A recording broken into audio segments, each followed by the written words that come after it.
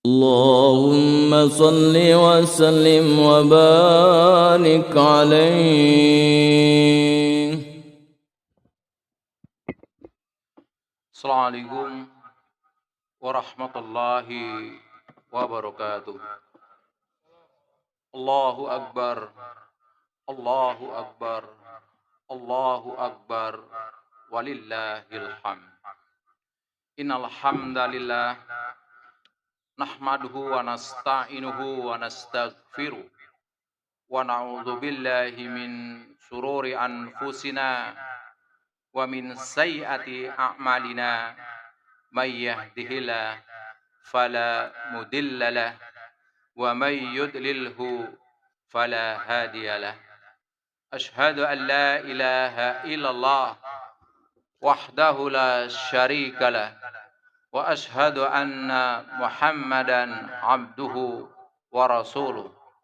Allahumma shalli wa sallim wa barik ala nabiyyina Muhammadin wa ala alihi wa sahbihi ajmain. Amma ba'du.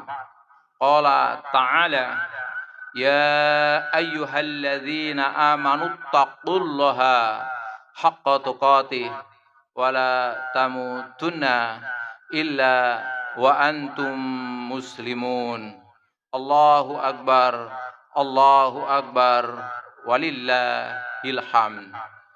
Kepada para alim ulama, para asatidz, pengurus DKM Masjid Raya Al-Muhajirin yang semoga senantiasa dirahmati dan diberkahi Allah Ta'ala, juga para jamaah sekalian yang pagi hari ini dengan izin Allah diberi kemudahan bersama-sama bisa melaksanakan insyaallah sholat Idul Fitri secara berjamaah. Mudah-mudahan seluruh rangkaian ibadah kita senantiasa mendapatkan ridho dari Allah Subhanahu wa Ta'ala. Allahu Akbar, Allahu Akbar, walillahil hamd. Jamaah rahimani wa rahimakumullah. Pada pagi hari ini, satu sisi begitu gembira kita, begitu bahagia kita. Mengapa? Karena Allah telah beri kekuatan kepada kita bisa menuntaskan dan menyelesaikan kewajiban mulia melaksanakan saum Ramadan sebulan penuh. Di sisi lain, begitu sedihnya kita. Betapa tidak? Bulan yang penuh berkah, yang amalannya dibalas berlipat kali ganda. Bulan yang dimana doa-doa kita melangit diijabah oleh Allah Subhanahu wa Ta'ala. Bulan dimana para ulama, alim ulama mengatakan Ramadan seperti tanah yang subur telah meninggalkan kita untuk jangka yang sangat lama, yaitu 11 bulan yang akan datang. Ramadan yang akan datang pasti akan datang. Permasalahannya saat itu apakah kita masih bertemu dengan Ramadan? Dengan demikian, apapun yang telah kita lakukan kemarin, kita tinggal menunggu balasannya.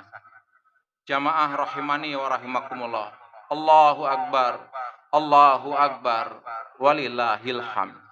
Apa yang menarik dari bulan Ramadan? Disadari atau tidak disadari, kita sesungguhnya selama sebulan penuh telah masuk dalam sebuah pelatihan atau yang disebut laboratorium. Laboratorium orang-orang yang sukses tanpa batas. Mengapa? Selama sebulan penuh di bulan Ramadan, kita melakukan amal-amal yang dilakukan oleh orang-orang yang sudah sukses. Perlu kita ketahui, apa definisi sukses tanpa batas? Orang pada umumnya disebut sukses tanpa batas kalau ia bisa menikmati yang rata-rata orang lain tidak nikmati. Mengapa mereka bisa menikmati yang rata-rata orang lain tidak nikmati? Karena mereka sebelumnya melakukan yang rata-rata orang lain tidak lakukan. Lalu apa kuncinya untuk bisa meraih, menikmati yang rata-rata orang lain tidak nikmati? Kuncinya ternyata adalah bertakwa kepada Allah Ta'ala. Sedangkan selama Ramadan yang kita kerjakan, goalnya adalah la'allakum tattaqun, agar kita semua menjadi orang-orang bertakwa. Mari kita lihat, apakah betul kita telah melaksanakan yang rata-rata orang lain tidak laksanakan? Apakah betul kita telah melakukan yang rata-rata orang lain tidak lakukan? Dan apakah benar balasannya adalah kita bisa menikmati yang rata-rata orang lain tidak nikmati? Mari kita lihat. Kalau kita mempelajari Al-Quran, dalam Al-Quran balasan orang bertakwa lebih dari 28. Kalau sekarang saya sebut 5-8 saja, kita akan tahu betapa kalau betul ibadah Ramadan yang kita kerjakan menghasilkan kita menjadi seorang yang bertakwa, maka betul kita akan menikmati yang rata-rata orang lain tidak nikmati. Yang pertama, yang berkaitan dengan kondisi sekarang ini, di mana kita dikepung oleh berbagai ujian, corona, masalah ekonomi, politik dan sebagainya, maka janji Allah kepada mereka yang bertakwa, yang pertama akan diberikan jalan keluar, diberi rizki yang tidak disangka-sangka. Dalam surat At-Tolaq, surat 65, ayat 2 yang akhir, masuk ke ayat 3. Wa may yattaqillah yaj'alahu makhraja wa yarzuqhu min haitsu la yahtasib. Barang siapa bertakwa kepada Allah Ta'ala, maka Allah akan memberikan jalan keluar setiap problem, dan Allah akan memberi rizki dari arah yang tidak disangka-sangka. Apa yang dirindukan sekarang? Semua butuh jalan keluar, semua butuh solusi. Tapi apa yang terjadi? Kenapa kita harus membagusin takwanya? Kita sudah mencoba ikhtiar, memakai masker udah setahun, menjaga jarak, cuci tangan. Apa ada perbedaan? Mungkin ada, tapi belum signifikan. Dalam teori motivasi, kalau ingin kita mendapatkan hasil yang berbeda, lakukan cara berbeda. Kalau kita melakukan cara yang sama, maka hanya akan menghasilkan hasil yang sama. Contoh, ketika seseorang sakit mah, datang kepada dokter, lalu disampaikan kepada dokter sakitnya seperti, oh ini sakit mah, maka dokter akan memberi obat. Lalu apa yang dilakukan oleh dokter? Pak, ini obatnya dan jangan rubah pola makannya. Coba bayangkan, seandainya kita mengambil obatnya, tapi kita nggak ngerubah pola makannya, apakah mungkin sembuh? Tidak. Kenapa? Dengan cara yang sama, hanya akan menghasilkan hasil yang sama. Kalau begitu, bagaimana dengan kondisi pandemik sekarang? Kita butuh solusi. Dengan yang cara yang sama, hasilnya sama akan seperti ini. Maka momentum Syawal ini, setelah kita melaksanakan Ramadan, lakukan cara berbeda. Agar apa? Agar menghasilkan hasil berbeda. Lalu apa kaitannya dengan Ramadan? Cara yang berbeda sekarang, kalau yang dilakukan sekarang adalah cara dunia. Rubah polanya sekarang. Rubah dengan merubah zona, yaitu zona spiritual. Just focus on Allah. Fokusnya Allah. Rubah. Jangan sampai vaksinasi menjadi berhala-berhala kecil yang menghipnotis kita seakan-akan dengan vaksin selesai, dengan masker selesai. Hapus semua itu dalam diri kita. Masker yang menjadi berhala kecil dalam diri kita. Lalu bagaimana, apa yang dimaksud dengan fokus on Allah? Silakan sibuk mencari jalan keluar. Silakan sibuk mencari rezeki. Tapi jangan lupa, sibuknya mencari jalan keluar dibarengi dengan sibuk mendekat kepada pemberi jalan keluar. Sibuknya mencari rezeki dibarengi dengan sibuknya mendekat kepada pemberi rezeki. Sibuknya dalam rangka menyatukan rumah tangga dibarengi dengan apa? Sibuknya mendekat kepada yang telah menghidupkan dan memberikan kepada amanah rumah tangga kita. Allahu Akbar, Allahu Akbar, walillahil hamd. Jamaah rahimani wa rahimakumullah. Sama-sama punya masalah. Para ulama, orang-orang hebat terdahulu punya masalah. Kita juga punya masalah hari ini. Apa yang membedakan? Sama-sama punya masalah. Perbedaannya kecil. Orang-orang luar biasa, orang-orang sukses, para ulama, para pejuang. Problem besar kelihatan kecil. Sementara kita, orang-orang biasa, problem kecil kelihatan besar. Apa dampaknya? Karena problem kecil kelihatan besar, kita nggak bisa bergerak. diuji kecil kita nggak bergerak. Bayangkan hari ini, di saat bapak-bapak semua hari ini datang ke sholat Idul Fitri, apa yang dibawa? Sajadah, minyak wangi, kemudian air minum. Tahukah kita, saudara-saudara kita di Gaza hari ini datang ke Idul Fitri membawa batu untuk bertempur melawan Israel. Mereka kemarin itikaf, apa yang dibawa bapak-bapak itikaf? Bantal, tas dengan berisi peralatan. Mereka itikaf dengan membawa batu-batu untuk bertempur melawan mereka. Di saat kita mengumandangkan takbir, mereka mengumandangkan takbir dengan desingan peluru-peluru dari Israel, bom molotov dan sebagainya. Apakah mereka menyerah? Mereka orang-orang yang problem besar kelihatan kecil, sementara kita problem kecil kelihatan besar. Lalu apa solusinya? Takwa. Sekali lagi takwa. Kalau saya ilustrasikan, kalau Bapak pulang dari sini, lalu masuk ke kamar mandi, di kamar mandi ada tikus segede kucing, apa yang Bapak katakan? Ada tikus besar sekali, ada tikus sebesar kucing di kamar mandi. Permasalahannya, betulkah sekarang tikus yang segede kucing itu besar? Mari kita ambil tikus itu, kita bawa ke airport. Tikus yang sebesar kucing ditaruh di tengah-tengah lapangan pesawat terbang. Apakah tikus yang segede kucing di tengah-tengah lapangan pesawat terbang masih kelihatan besar? Tidak. Mengapa? Tempatnya luas. Kalau begitu, problematika yang menghinggapi kita, besar kecilnya bukan pada problemnya, tapi hinggap di dada siapa problem tadi. Kalau hinggap di dadanya orang-orang bertakwa, problem besar kelihatan kecil. Tapi sebaliknya, kalau puasa kita nggak berdampak apa-apa, maka problem kecil kelihatan besar. Ini yang pertama, orang bertakwa dikasih jalan keluar.